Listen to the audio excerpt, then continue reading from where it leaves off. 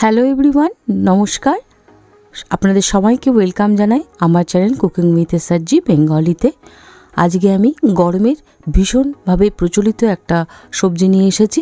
আশা করি আপনাদের সবাই ভালো লাগবে। এই সবজিটা অনেকেই বানান, অনেকেই জানেন এবং অনেকেই তৈরি করেন যে যার মতো করে। আমি কিভাবে তৈরি করি, আমি আমার মার মতো করে যেভাবে আমি বাড়িতে খেয়েছি ছোটোবেলায়, ঠিক সেইভাবে বানিয়ে আপনাদের সঙ্গে শেয়ার করছি। তো চলুন দেখে নিই আজকে সেই আলু করলা সজনে দিয়ে সেই চচ্চড়ি, বিখ্যাত একটা চচ্চড়ি আমাদের বাঙালির কাছে। তার জন্য এই ছোটো করলাগুলো নিয়ে নিয়েছি, সেগুলোকে আমি এরম লম্বা লম্বা করে কেটে নিয়েছি। আর নিয়ে নিয়েছি আলুগুলো আপনারা দেখতেই পাচ্ছেন, খুব একটা মোটা করিনি। দেখুন এই টাইপের করলা আমি আমার এখানে পেয়েছি, যেটা আমি সাধারণত পাই না। তাই জন্য আমি এই করলাটা ভাবলাম এইভাবেই চচ্চড়ি করে আপনাদের সঙ্গে শেয়ার করি। তো এইভাবে লম্বা লম্বা করে কেটে নেবেন। এটা একটা রেখে দিয়েছিলাম আপনাদেরকে দেখানোর জন্য, বাকিটা কেটে নিয়েছি এবং সব ধুয়ে টুয়ে রেডি করে নিয়েছি। আলুটাও পাতলা পাতলা করে কেটে নিয়েছি, আর সজনিটা এরম অল্প একটু দিয়েছি, এইরম করে কেটে নিয়েছি। আমার এখানে সজনে এরমই মোটা মোটা পাওয়া যায়, তাই জন্য। তো আপনারা যথারীতি যেমন পাবেন সে ভালো ভালো সজনে দিয়ে করে নেবেন। হয়ে গেল সবজিটা, দেখিয়ে দিলাম। এবার চলুন রান্নার দিকে যাই। প্রথমে কি করব, কড়াই গরম করে দিয়ে দেবো সর্ষের তেল। তো সর্ষের তেল দিয়ে আমি কি করব, সজনে না, করলাটাকে আগে আমি ভেজে নেব।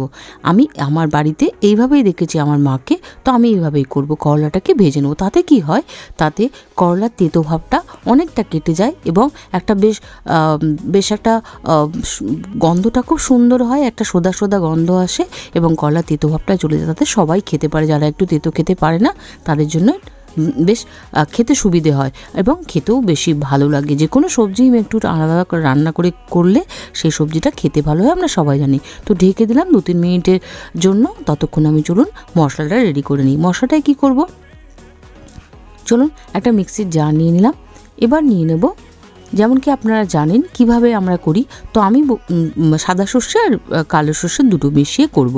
তো প্রথমে সর্ষেটা কী করব, আমি একটুখানি লবণ দিয়ে শুকনো ঘুরিয়ে নেব। তাতে কি হয়, সর্ষেটা খুব ভালোভাবে মিক্সিতে, এমনি প্রথমে জল দিয়ে করলে গুঁড়োটা মানে পেস্টটা ভালো হয় না। তো আমি একটুখানি লবণ দিয়ে প্রথমে একটু গুঁড়িয়ে নেব। তো সমান সমান পরিমাণে আমি কালো সর্ষে আর সাদা সর্ষে নিয়ে নিলাম।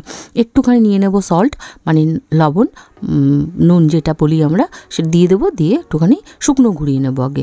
চলুন শুকনো ঘুরিয়ে নিয়ে আপনাকে আমি দেখাচ্ছি কীরম হবে। এরম করে করবেন, দেখবেন খুব ভালো সর্ষেটা ছ্যাঁকড়া মানে ছ্যাঁকড়িগের টাইপের হবে না। তাহলে কি হয়, খুব ভালো মিহি একটা পেস্ট তৈরি হয় যদি প্রথমে আপনি শুকনো লবণ দিয়ে একটু ঘুরিয়ে নেবেন।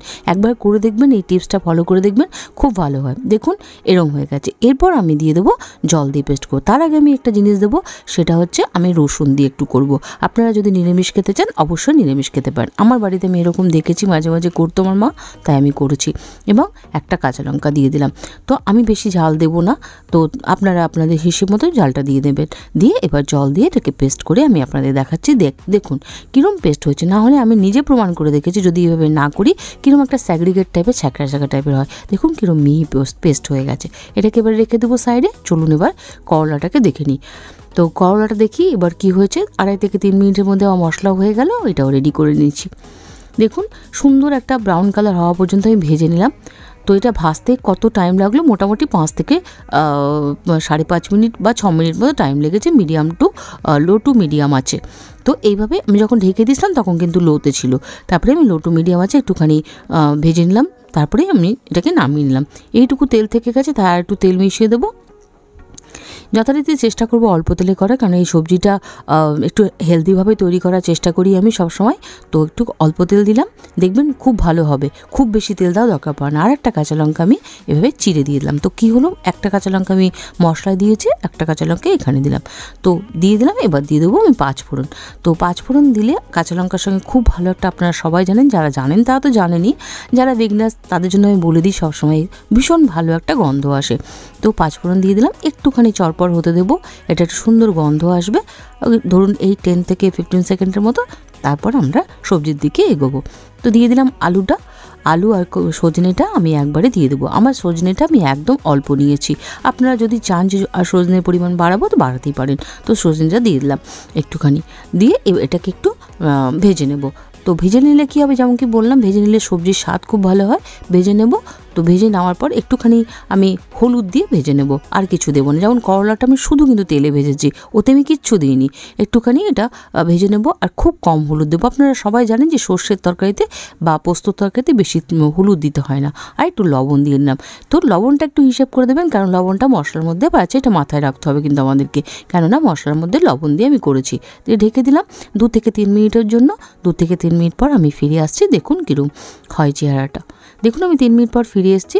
আমি একদম ঘড়ি দেখে 3 মিনিট পর ফিরে এসেছি। তো আমি এই সময় আঁচটা কিন্তু মিডিয়াম টু লো করে দিয়েছিলাম। দেখুন সুন্দর কালার চেঞ্জ হয়ে গেছে।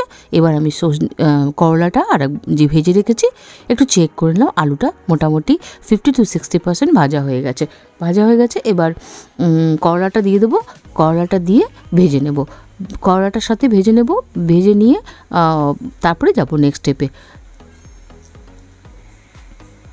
একটুখানি ভেজে নিলাম। তারপর সর্ষে বাটাটা যে রেডি করে রেখেছি সেই সর্ষে বাটাটা আমি দিয়ে দেবো। সর্ষে বাটাটা আমি দিয়ে, আপনারা সবাই জানেন যে সর্ষে বাটা দিয়ে সবসময় বেশি ভাজা করলে সর্ষেটা তেতো হয়ে যায়। তাই আমরা কি করব, 2 থেকে 2.5 মিনিট একটু লো আছে, একদম আঁচটা কমিয়ে দিয়েছি আমি এখন, লো আছে আমি এটাকে একটু কষিয়ে নেব। মশলাটা একটু কষিয়ে নেব। তো কষিয়ে নিয়ে তারপরে আমি জল দিয়ে দেবো। তো যথারীতি আমি সবসময় যেটা বলি, আমি গরম জল একটু রেডি করে রেখেছি।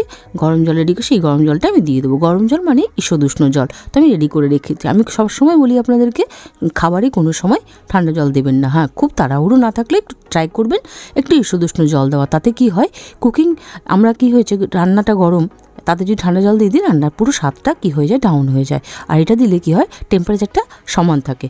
এটা আমি বুঝাতে নিশ্চয়ই পেরেছি। আর একটা কাঁচা লঙ্কা দিয়ে দিলাম আমি, আর একটুখানি কালারের জন্য দিয়ে দিলাম কাশ্মীরি রেড চিলি পাউডার। তো এটা জাস্ট অপশনাল, আপনারা যদি না চান দেবেন না। ঢেকে দিয়েছিলাম কিছুক্ষণের জন্য, 5 মিনিট থেকে 6 মিনিটের জন্য। দেখুন 5-6 মিনিট পর ফিরে এসছে। আমি একটুখানি জলটা বেশি দিয়েছি, কেননা আমার এখানে আলুটা সেদ্ধ হতে একটু টাইম লাগে। তো আপনারা সেই বুঝে একটু জলটা কম দিলেও দিতে পারেন, কারণ কি আমার আলুটা সিদ্ধ হওয়া দরকার আছে, সজনেটাও সিদ্ধ হওয়ার দরকার আছে। তো সজনেটা যাতে দেখতে পাচ্ছেন ভীষণ মোটা। তো আরেকবার ঢেকে দিয়েছিলাম।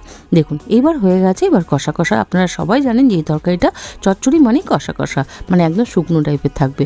তো হয়ে গেছে। আর একটু আমি মিডিয়াম টু হাই আঁচ দিয়ে টুকটাকে শুকিয়ে নিলাম।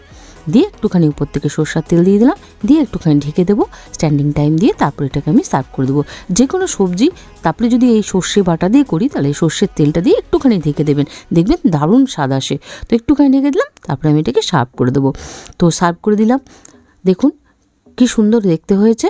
তো আপনারা কীরকম করে খান সেটা আমার সাথে শেয়ার করতে পারেন। আমি তো আমার বাড়িতে এইভাবে রান্না করি। তো যেমন কি বললাম, রসুন ছাড়া যে আপনারা খেতে চান, অবশ্যই রসুন ছাড়া বানাবেন।